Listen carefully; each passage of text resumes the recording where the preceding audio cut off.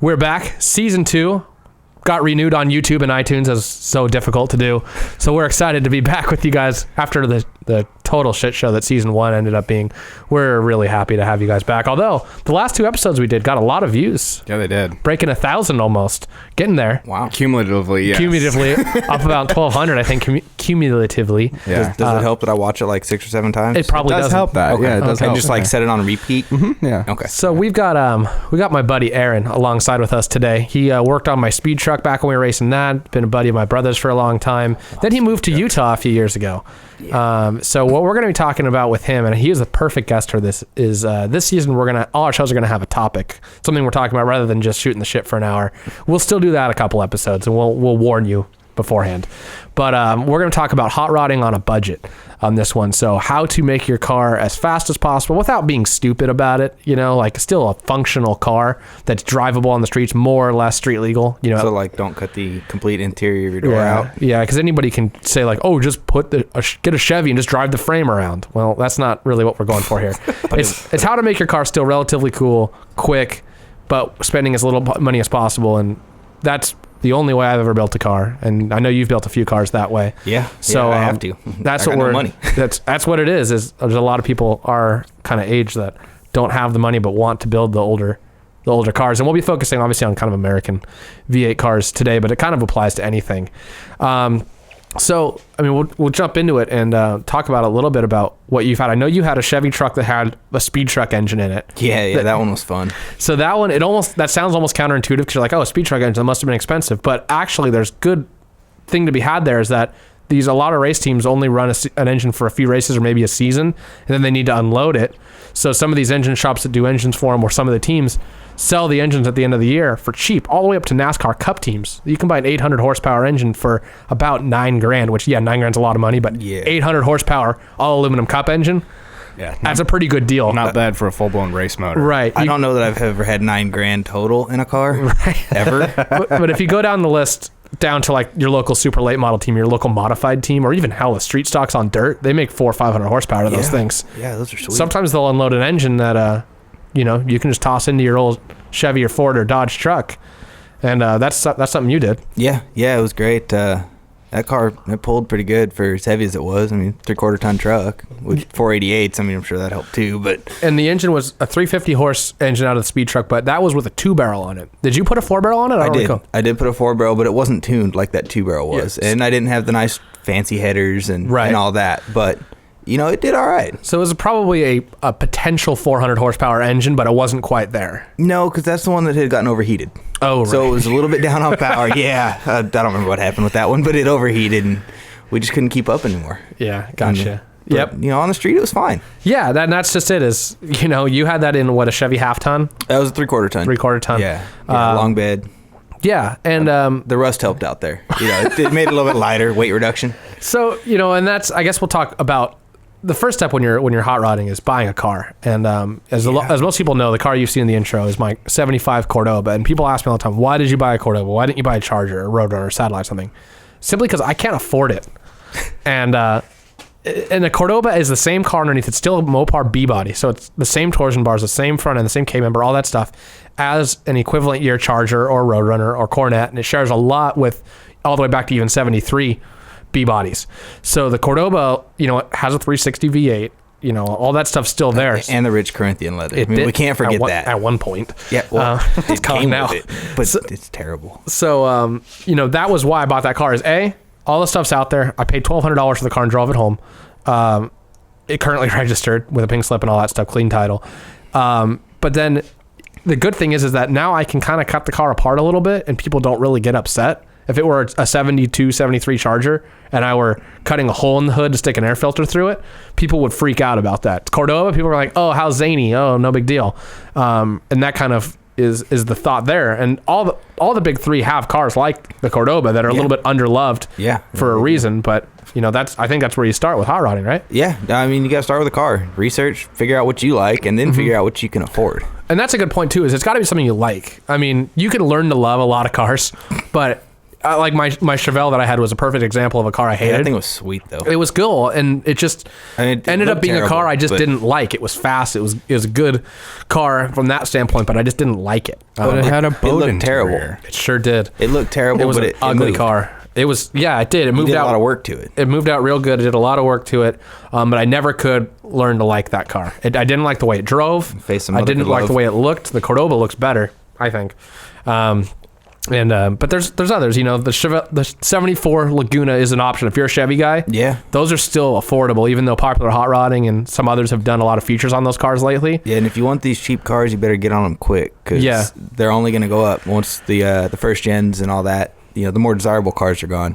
People are going to start buying these ones. Yeah, 60s anything is about impossible anymore. You got to look for those last couple of years of smog. And that actually brings up another point with this is that a lot of people don't understand that, those cars did come with smog stuff from the factory, the 7345, but the engine inside of them is exactly the same as what the earlier ones had. Obviously, the cylinder head and the cams and the intake and the carb and all that stuff's different.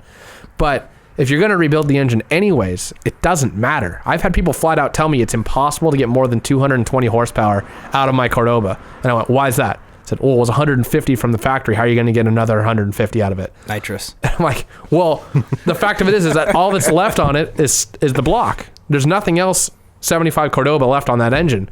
So it's every bit as capable of the 68, 69, 70, whatever it is, engine as well. It's the same engine. Yeah, they are. Well, I mean, yours is bigger. They didn't have the 360. Right, they had a 340, and that's another thing is people will tell you a 340 is capable of more power than a 360, and I want to punch them in the face every time. Yeah, because it's less cubic inches and it's the same engine. Yeah, it just revs higher. It really, yeah. I mean, you could do put anything you want, and those valve springs and everything off a 340 on a 360, and if you balance it right, you'll be getting close. Mm-hmm. Yeah, the only advantage 340 has on the 360 is that it is internally balanced. Right. Whereas sure the 360 is external. Probably a shorter throw. It's a forged crank, and shorter stroke on it. You'll get the RPM, but you won't get the torque. No, and it's all relative, anyways. But that's really the deal is when you're buying a car, think about what your plan. You got to have a plan. If you're going to do it really properly on a budget, you got to have a plan before you get started. Oh, yeah, because you'll start doing one thing and then decide, hey, this LS motor sounds a whole lot better, and then you're out another $3-4 grand. Right, if you're going to do an LS or something, or a 5-liter roller or something, do it from the beginning. Yeah. Know what you're doing before you do out. it. Don't build a 318 in your Chrysler and then later on decide you want to put a big block in it. Just put the big block in it to start.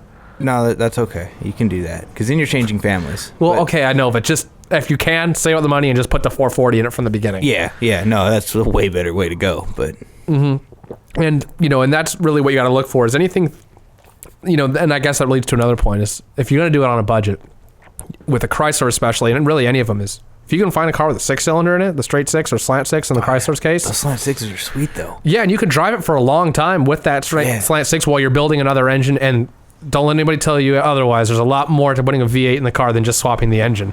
No, there is. Well, no, that depends. Like my Chevy, my first one, it had a 6 in it, and I just kind of took it out and put a V8 in it. But that was Chevy, and I mean, we're not talking Chevy. The very least, you got engine trans and engine mounts and trans mounts, obviously. So that's your minimum, right? But if you're doing it in a Dart or a Mustang or something like that, you really got to do the brakes and the suspension too.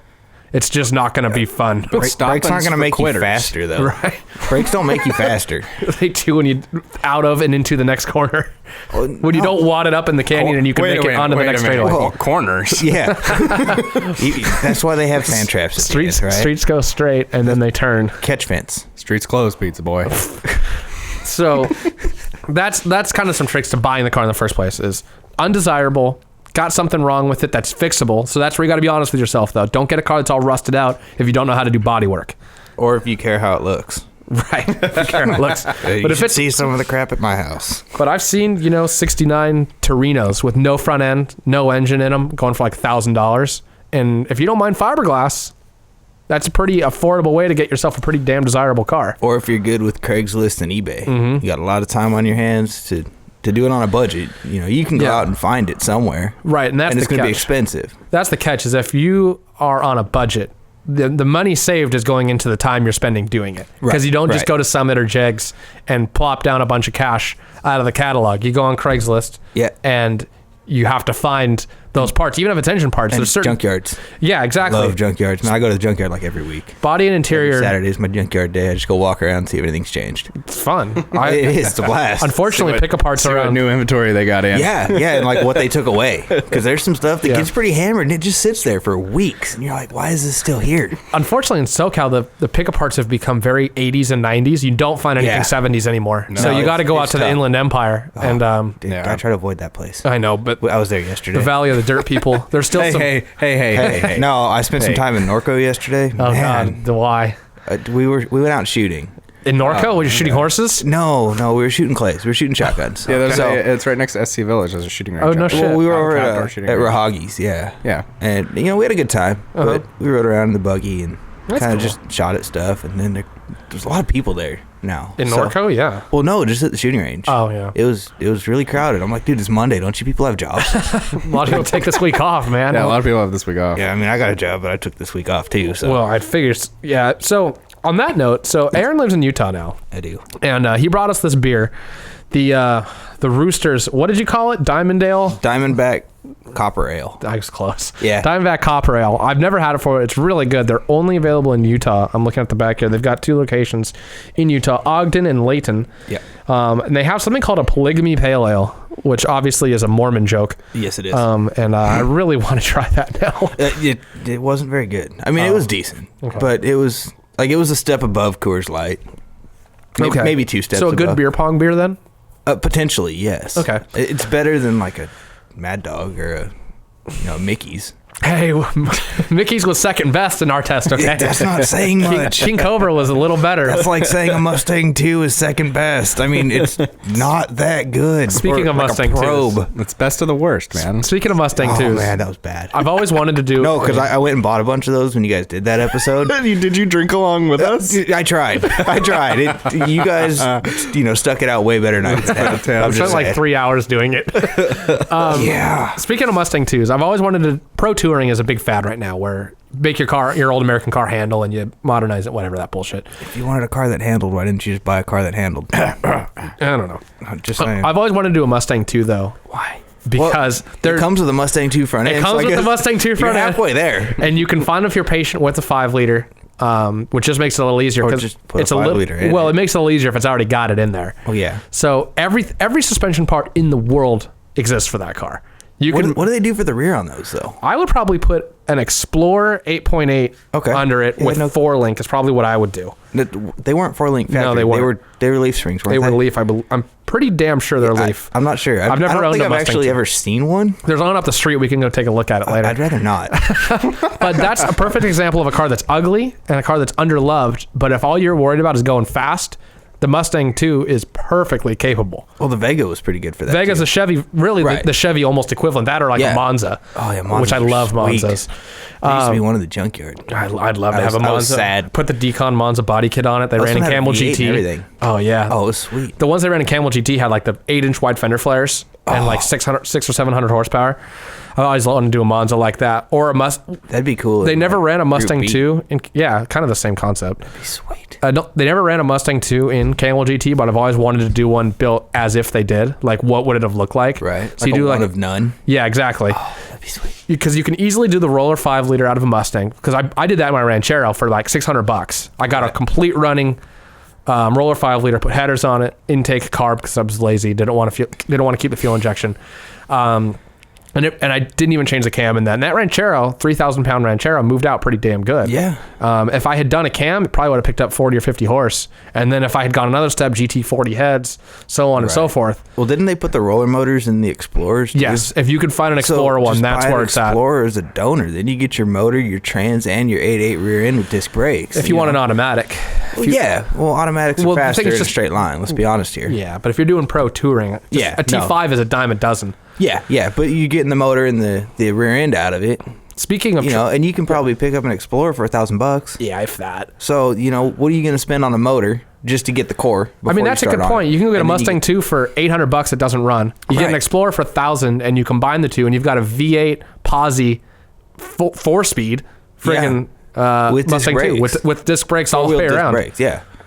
Future episode, we might build us a Mustang 2. I mean, I'm doing a 70 Suburban for my dad right now. And I went and bought an 87 Suburban as a donor. Oh, okay. So I got the fuel injected motor, got the overdrive trans for him. I got axles and steering and suspension for my truck. Yeah. I was out $450 and I drove it home. Oh, dang. That's pretty good. Yeah. I mean, the body's rusted out, but I didn't need it. Right. I was just after the complete drivetrain. That's interesting. Yeah. Because I feel like the donor car thing has kind of fallen out of fashion a little bit. Well, people don't really buy. I mean, it's a little bit hard to find the correct donor anymore for a lot of things. Depending, yeah. But, and maybe people have already donored out everything that was a donor-worthy car here in California anyways. Well, and I think people's standards of what's savable have gone up or gone down, I guess. I don't know. There's a lot of cars that save more now because they're getting harder to find good examples. Right. Yeah, I remember when we first put my dad's 73 Charger into storage, we were like, oh, man, this thing's a little bit rough. And that was about 10 years later, we pulled it out of storage. And we're like, oh, my gosh, this thing's like a pristine, barred bikes. It's like perfect. Yeah. Maybe it got better in storage. It might have. Maybe there was someone that worked on it. Maybe. We just don't know. That's the key is you put it into a barn and it gets better. That's the truth. Well, no, it becomes worth more money because then you can put barn find on Craigslist and people are like, oh my God, barn find has been sitting. Side note, we're going 30 minutes. 30, not 20. Got it. And so we're going to there's like I said, let's talk about the Mustang 2. The Chevy version's probably a Vega. Right. Dodge really does. I guess a Valaria or an Aspen's probably the closest, but I think more Nova for that though. You know what I mean? They kind of have more of a Nova look. That's true. I mean, Dodge does. I guess a 74 Dart is pretty damn undesirable.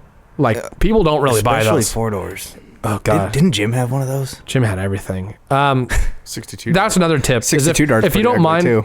Oh, they're terrible. I hate them. So ugly. Wait, what? The 62 Dart? Yeah, remember the one my brother had? Oh yeah, I think it was sweet. Matt bought that from I him. bought it. Yeah. What? Hey, whatever happened to that Altered your brother had? Oh, remember the white one that we built? He sold it to build his T-bucket. Oh, that's a shame. That thing was kind of cool. That's another tip is if you get a T-bucket without an engine in it for $4,000 and drop a big block anything in it, yeah, it'll be the fastest car in your city. If you can get traction. Right. My brother's got 10-inch wide tires on it. I think he's got 15s. They might be, but his wheels are 15 by 15. I don't think they're that big, but well, everyone else's are. He's got those. They look like RC car tires. Have the squiggle lines on it. Yeah, it's funny if you look at it though. Only about that much tire actually touches the ground though. Well, yeah, because it's yeah. Tell him to let some air out.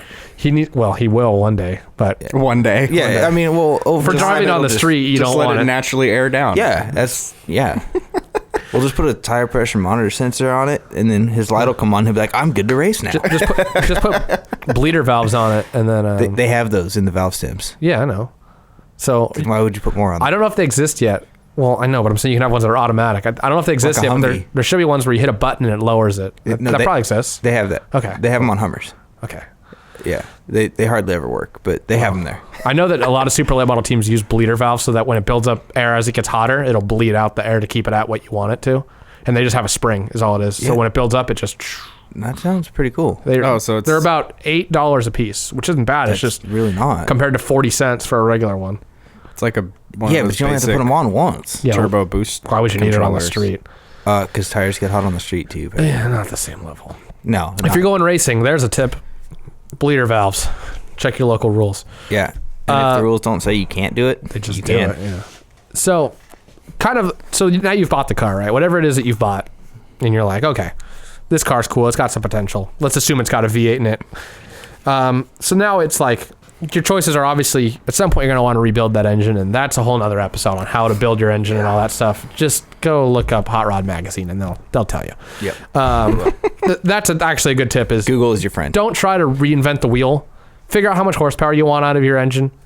Go online and find the combination that does it, and go to a reputable machine shop, and don't cheap out on your machine work. Yeah, no. I lost a motor that way, actually. Yeah, and it costs you a lot more in the long run. No, I just sold the car. Well, okay. You know what I mean? If you lose the motor and then you try to rebuild it again, you're going to wish you had just done it right the first time. It's not that When expensive. I say I lost the motor, I mean I never got it back. Oh, like the machine shop stole it from you. Yeah. Yeah, they just stopped answering their phone, and I went there, and they were never there. So I was like, well, I guess this 265's gone. Oh, darn. Fair. But it would have been cool. I was building the T. And that would have been cool. Yeah, but I got rid of the T, and I got some other stuff for it now. Yeah, I mean, really, with the engine, it's kind of like, how much horsepower do you want to make? How much money do you have? And then you got to find that balance. Because if you're trying to get 400 horsepower out of a 350 Chevy, you're going to have to spend a little bit of money. Not so much. It's not terrible, but it's not. You can't do it for $1,000 though. Watch me. I got a challenge. Let's do it right now. Yeah. Let's go buy a motor. And buy a whole bunch of speed parts. You got a dyno? No. Yeah. I have access to a floor dyno. What the hell's a floor dyno? Like a car chassis dyno. dyno. Oh, where? Dyno. What? Wait, what? We'll Why talk is this? later. Let's go dyno the Cordoba right now. Yeah, let's go. Let's bring the cameras. We might have to do it on a Saturday. Yeah, remote location. Yeah. See. It'd be like Growler Dyno, not Growler Growler Garage anymore. Growler dyno. It's this company. Oh, that company. I know that company. Yeah. Yeah, they do. That'd be some good nice work. if they would let me do such things. I can talk to him. He married into that family, sort of. Nice. How do I marry into that family? There's plenty of them. Yeah. Yeah? Yeah. Do they like skiing? They No. probably like No, Maseratis. I don't either because it's cold, but Buy the Maserati. You'll be halfway there. yeah. I gotta finish some trucks first. That ruined it. Well, no, I gotta get them out of my garage. The Maserati's gotta live inside. It snows where I live. I mean, I guess I could put it in the barn. Then it'd be a barn find every time I go out to it, right? Oh, that's right. I have a Maserati. I forgot about that one. Yeah. Muscle car on a budget, go live in Utah. Oh, yeah. Then you spend a lot less money on everything else. Well, what did we just find? A 73 or 75 Camaro for $850 it runs with a that's title? Impossible in California. Yeah. I mean, it's in Impossible. Idaho, but it's only like 2 hours from my house. Yeah, that'd be like me driving to Palm Springs. Yeah. Which I try to I've avoid done. that place too. I've done for much less. It's amazing how much more valuable things get when they cross the California border. Oh, yeah. Yeah, no doubt. Well, and the other thing to battle up there is rust. Yeah. right. You know, so if you can I can find stuff up there, and I'm thinking about doing it, is start buying cars there and bringing them down here. Yeah, it'd be worth your money probably. It could be. The tough thing is there's a reason why people say California car for a reason. You Right. know, because it, like we talk about rust here.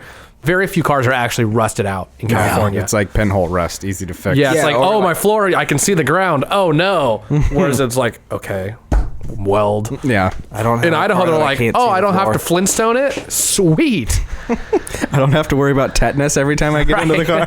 Now they got floor mats for that. Yeah. That's but- fair. You put your carpet over it and you'll be Yeah. all right. Yeah, no, like every vehicle I have, I can see the ground go by. And my dad thinks it's the coolest thing. Every time we get to it, he's like, I can see the ground. I'm like, yes, you can. Yes. Can we get headphones that are made for beanies? Like, is that a thing? Earbuds? Yeah, they have those. They do? Yeah, earbuds. Fucking hate you guys. They have a beanie with headphones in them.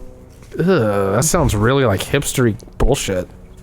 It's like 65 degrees. Why are you wearing a beanie It's anyways? freezing in here. Like, remember like 4 months ago when we had like a portable AC because it was so hot and like you can see it in episodes where we're sitting here sweating bullets. I kind of wish you had that right now. The portable AC? Yeah. I'm sweating sitting I gave it to a homeless man on a bicycle.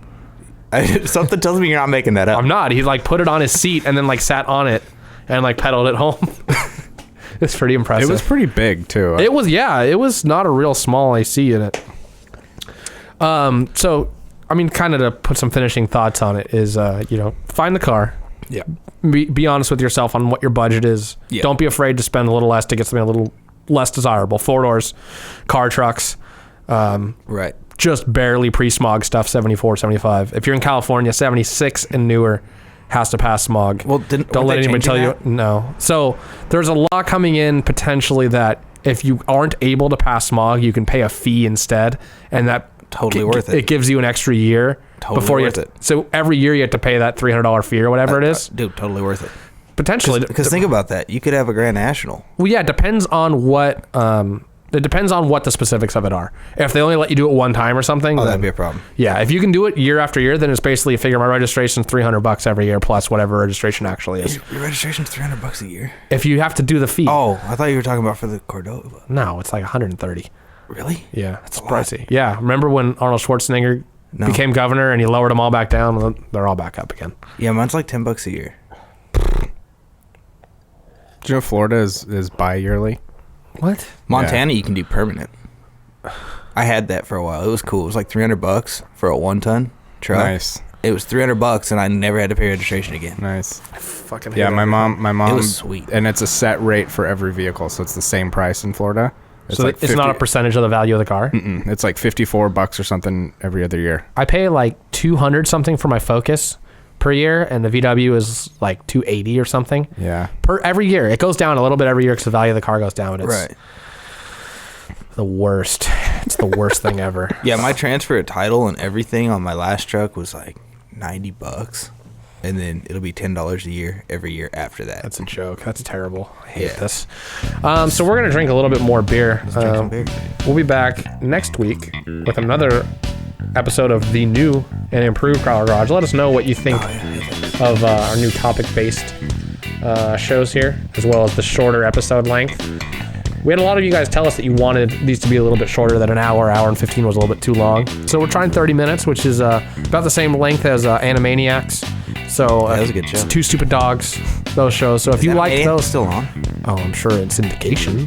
That's awesome. I'm gonna DVR that.